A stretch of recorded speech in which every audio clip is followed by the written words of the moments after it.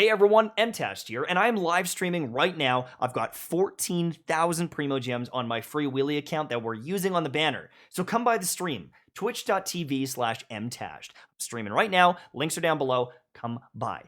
Now, some people are really angry saying that Zhongli got nerfed, and I understand why. There were some data mines, there were some leaks showing his kit, and it appears that it's not quite the same as what people thought. There was a damage buff that isn't apparently there, and he just doesn't seem as OP as initially thought. But I think that Zhongli has something in his kit with the Petrify that people might be sleeping on. Now, before I get into that, I want you to listen to me. There's a very good chance that even if you spend money on this character, you won't get him. The rates in this game are very bad, and I don't want to bait you into wishing because I think that the rates are awful. If you've got the Primo Gems, if you've got the expendable income, you do your thing. Now, let's move on. Zhongli has a Petrify that can stun any enemy in the game, from what I've seen, in the streams. But here's the thing that people don't realize is Zhongli has a instant press stun ability that can stop enemies that are already shielded. So if there's a Thunder Fatui that's going to one-bang you, if there's an Animal Boxer charging up, you can interrupt. You have a guaranteed way to interrupt something that will instantly kill you, and that is amazing. On top of this ability also works on enemies that are currently shielded, like an Abyss Mage. And so if an Abyss Mage is about to attack and is about to do some extra damage on you, you can stun them and you can worry about some other enemies, or even just take out their shield while they're petrified. On top of this is the absolute most nutty thing, is on Fatui enemies who are about to shield, you could stun them before they shield. You can interrupt that animation and you can deal damage. And on some floors where maybe you don't have that extra cryo character that can't take out, a Thunder Shield, you can stop them from shielding, do a bunch of burst DPS, and try to chain stun them so that they never have that opportunity. And this is going to be a game changer if you don't have any other great cryo characters. The same thing is if you have an Abyss Mage who you've blown the shield on, you've beaten their shield. If you don't kill them in time, they're going to charge up, they're going to do a really, area of effect attack, and then get their shield back. And so stunning them in that animation and stopping them could be the make or break between getting stars in the Spiral Abyss or beating a floor. And so the Petrify as a whole, I think, is going to be one of the most valuable things in the game, and it is something to consider when playing this character. Now, you can play him as a support, and I think if I'm playing him, I would play him as a support, but there's another thing that's really solid about Zhongli, and that's the Crescent Pike. We're going to get into gear in a minute, but I think that Zhongli is definitely really solid. I am a big fan of his kit overall. The fact that his E ability does constant damage means you can kind of place it out. He is providing some shields for your team, and that can keep you safe in certain situations where an enemy might one-bang you, and he looks really cool.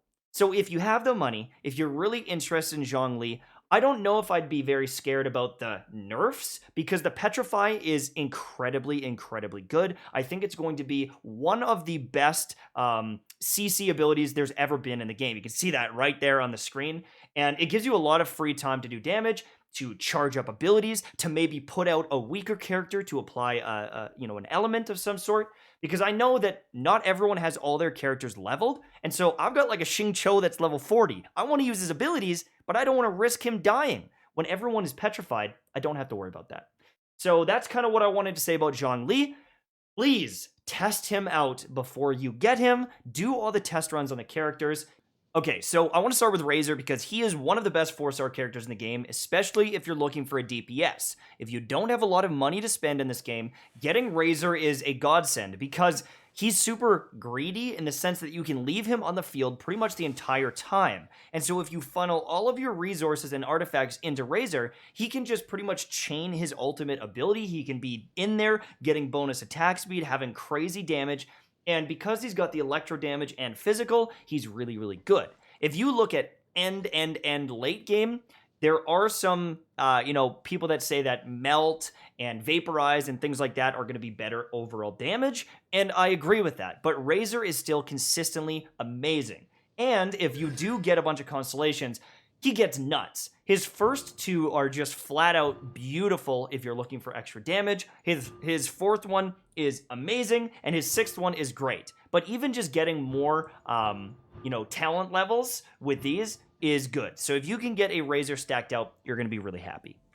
Now, Chongyun is better than I think a lot of people realize, and if you start getting constellations, especially if you can get to the sixth one, you can make him a pretty wild support, as well as honestly a main DPS. He's a Claymore user, which is great for taking out any of the enemies that have shields, but on top of this, he's a cryo unit, and cryo units are some of the best in the Spiral Abyss for taking out those electric Fatui. And so, between being a cryo and a Claymore user, I think that he automatically has value, especially in the Abyss.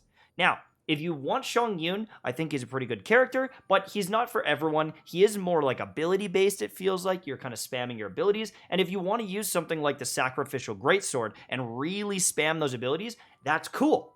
You can also use him for melt comps and all these different things, so damage is going to be great if you're using him as a support. Just be careful because his one talent turns your damage into cryo, and that can actually make your damage worse. I did a whole video on that the other day.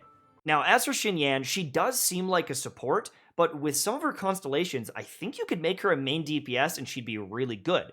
Again, uses a Claymore, uses pyro damage, she looks pretty awesome.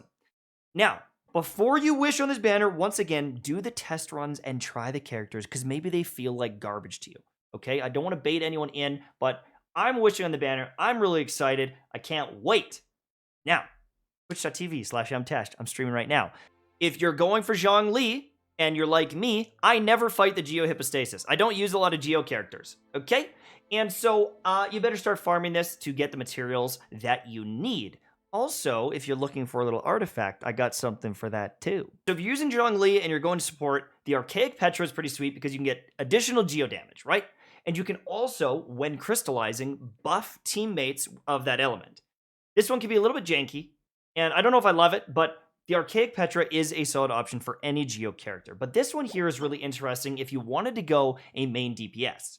So this is going to increase your shield strength by 35%, but while protected by that shield, this super beefy shield, you're going to get 40% normal and charged attack damage. This could be really good if you want to stay out on the field, shielding yourself, petrifying enemies, and just smashing at them. Now, there's gladiator sets and multiple different things you could do, but honestly, I think I might go for this as main DPS because it looks like I'd be able to just stay on the field, be super safe, and get that bonus damage. I'm not sure just yet what I would do, but these are a couple of really easy and obvious options that will work. Now, if I was to get Zhongli on my whale account, I'd probably use something like the Skyward Spine. I want to spam that Petrify as much as I can. This looks pretty nutty, but my dudes, if you're like me and you haven't crafted a polearm, the Crescent Pike is bananas. I've done videos on it. The Crescent Pike is so good if you're trying to do your auto attacks and just attack and do damage. It essentially gives you an extra attack every time you get elemental particles. It's this amazing thing where you attack once and it just tacks on another one, and that one can crit. I'm not going to get into all the DPS, but it is super valuable if you're looking for a polearm. Go craft the Crescent Pike, and you can probably refine it a couple times as well. All right. That's pretty much it. I'm still waiting on the banner. It's not quite here, so come and check out the stream. Twitch.tv/mtash. We're hopefully going to get some Razer constellations. This is the account here.